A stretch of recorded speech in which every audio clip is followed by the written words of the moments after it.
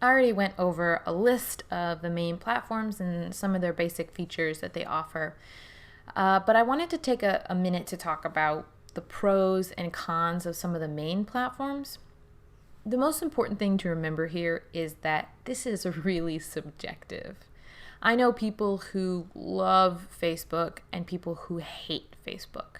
I know people who adore Instagram, and I know people who never want to be on Instagram ever. I know people who spend all of their time on Twitter, and other people like me who avoid Twitter like the plague. So, talking about the pros and cons is a little bit, it's not telling you what I think isn't necessarily going to help you figure out what you think. So there's a few steps that I recommend that you take. The first is familiarize yourself with all of the platforms. Even if you don't end up setting up an account, even if you never end up using a platform, just Google what's cool about Facebook or, the pros and cons of Instagram, and just give yourself like a broad understanding if you don't already know. If you already are familiar with all of the main platforms, then the next step is to ask yourself, what do I like and what do I not like? And you can do this even if you haven't used all of the different platforms. So, for example, if you love photography, you know right off the bat that Instagram is probably going to be better for you than Twitter, because Instagram is image-based and Twitter is text-based. You might also know that you love reading and maybe you read all of the time. Maybe you set yearly goals for yourself for how many books you can read through. Goodreads is probably going to be a good place for you to check out. So take a look at yourself. What interests do you have? What do you like to do? And then look at which social media platforms are going to align the most with you and your personal preferences. I do want to address a couple things. First, privacy. If you set up an account with a social media platform, they will track everything that you do. It's just the way it is right now. Ideally, in the future, there will be some regulations and that kind of thing, but they learn. That's the whole point of social media, is collecting data about people and learning how people behave. That's how they decide what algorithms they have. That's how they make paid advertising work. And it's just a thing. If you don't like it, if it makes you uncomfortable, don't do it.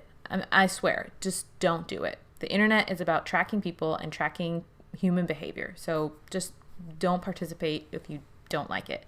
You can't change it, at least not right now. You can vote. By all means, vote. You can send angry emails to Mark Zuckerberg. I can't even say his name. Send angry emails if it makes you feel better, but you can't change it. In terms of actual privacy from other human beings, as opposed to privacy from the machine, all of the different platforms offer different features. Facebook, for example, you can set your personal profile to be private. You can even set it so that people can't friend you unless you can friend them, but they can't friend you. You can set your privacy settings to be super strict. If you set up a public business page, however, that's going to be public and available to anybody, including search engines and Google and just the wide world.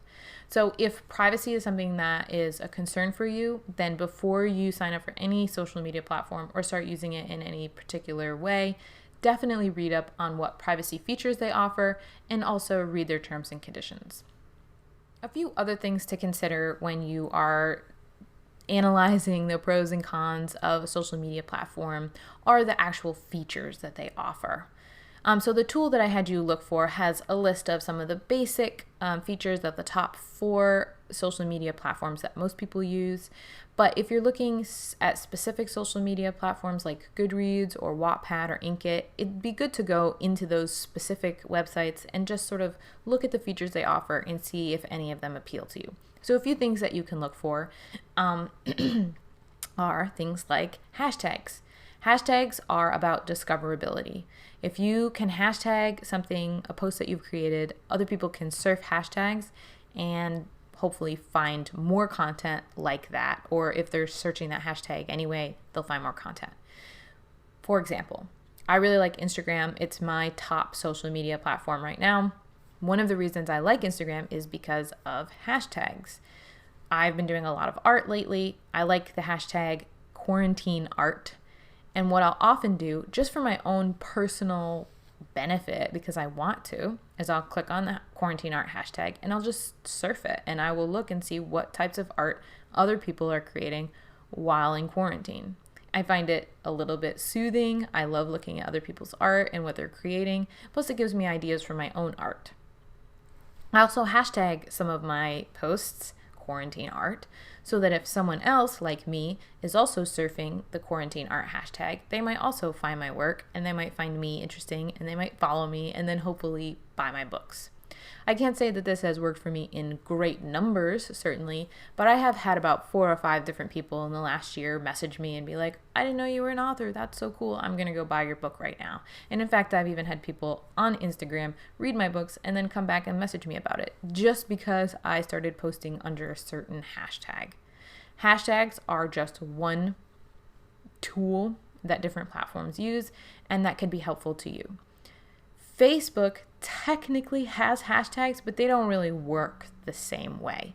So if hashtags was a tool that was interesting to you, you might go for Instagram or Twitter, but not necessarily Facebook. YouTube, on the other hand, has tagging, which is similar to hashtags in that you can post a video and then you put tags under it. Tags basically tell the search engine, hey, this video is about this particular thing. So if I go to YouTube and I type in how to draw a dragon, then if you made a video about how to draw a dragon and you put the tag in it, how to draw a dragon, then your video is going to be one of the ones that pops up on my feed when I search it. But hashtags are just one tool. You can also do things like posting videos, posting text, and posting photos. You can't post in the same way on YouTube as you can on something like Facebook. And on Instagram, all of your posts show up as images. So you can technically post text if you screenshot the text and post it, but it looks different. Same with Twitter. You can technically post videos and photos, but it looks different because it's a different platform that's designed to do different things. You might also be interested in something like live streaming.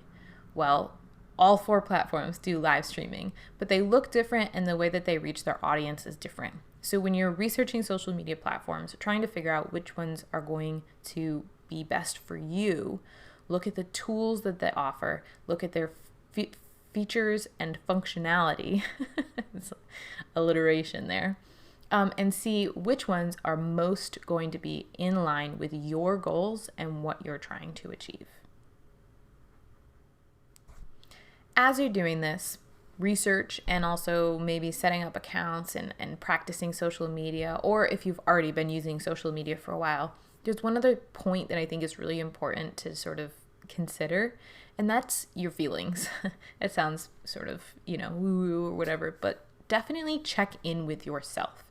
I personally find Facebook really draining. It's exhausting to be on Facebook for me for very long.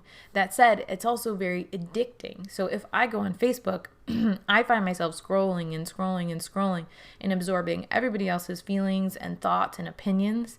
And it's just exhausting for me. I take regular breaks from Facebook and have even considered just quitting Facebook entirely. On the other hand, I find Instagram most of the time to be invigorating. I like looking at pictures of clouds and pictures of trees, and I've customized my social media feed to really focus on the things that I like and things that I like looking at. I also love art, so it's a really convenient platform for me because people like to share art on Instagram because art is very, very visual. So when you're doing this, your feelings really matter. When you're marketing, you have to really consider how much time and energy you're spending doing things, especially if you're just working for yourself and you don't have a whole team to handle all of this type of work. If something is sapping you of energy, if it's making you angry, if it's making you depressed, and it's taking away from your ability to do your most important work, which is writing books, then you should definitely avoid it. definitely don't do it.